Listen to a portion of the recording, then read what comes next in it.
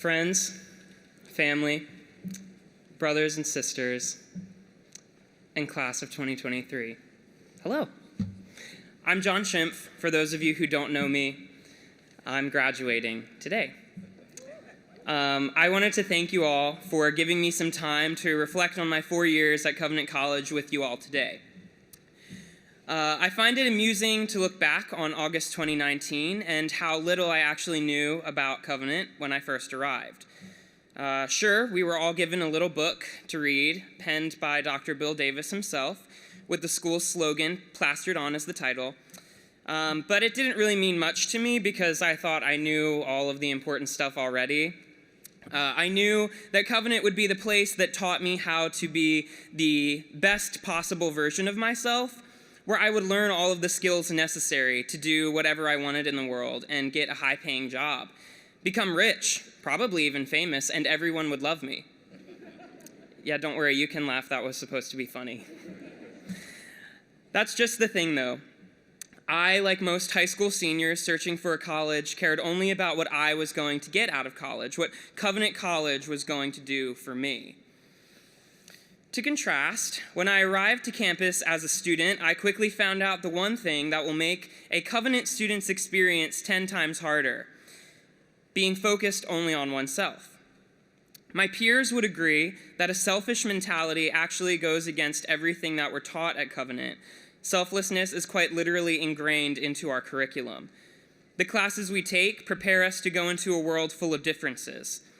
And we're not taught to run away or hide from these differences so that we might preserve ourselves. Rather, we're taught how to engage in conversations with those who think and look differently from ourselves, and even learn from them and love them better for their differences. We're taught to look for the common grace insights from great historical thinkers who did not believe in our God, because we're preparing to go out into a world full of great thinkers who don't believe in our God. And the best part is that we are being taught how to love them. Love them the way that Jesus would. When I think about selflessness during my time at Covenant and what that might look like practically, I often go to the education department as an example, despite not being an education major myself. The professors are absolutely brilliant, and I fully believe that they could be teaching at really anywhere they want. Because of this, they produce high-quality teachers who could very well be teaching anywhere they want. But it's interesting where they end up.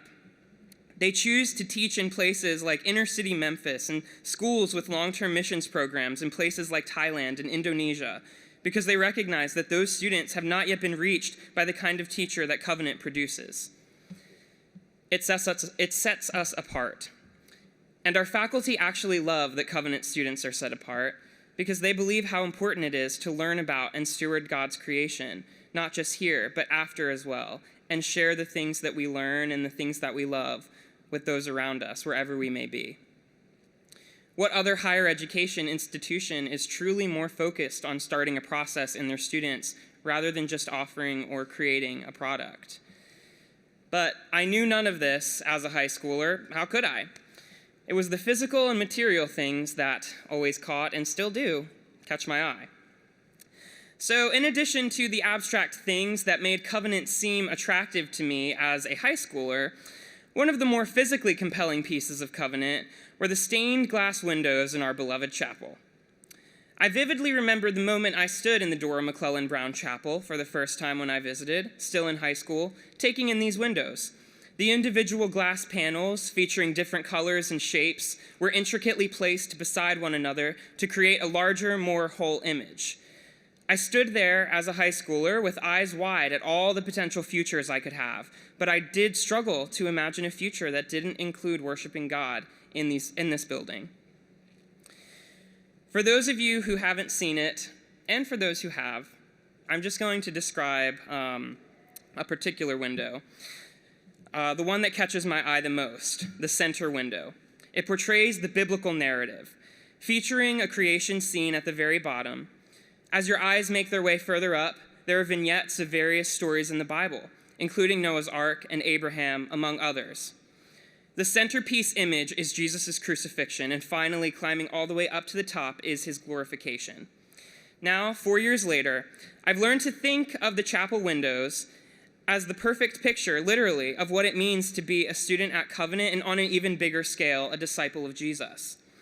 I've learned what it means for us as both students and disciples to mirror these panels of stained glass. We each have our own experiences and colors placed intricately beside one another by a great artist, not for one to shine brighter than another, but for us to use our individual gifts together to create an image that points to Jesus. Though there aren't too many of us, I know that it won't be hard to find the Covenant graduates outside of Lookout Mountain, Georgia. I believe that if you are looking closely at the places most in need, you'll find someone who knows probably a little bit too much about Reformed doctrine or Hamlet, despite being an engineer. They will probably be able to tell you who Mustafa Kemal Ataturk is, even though their BA was in music.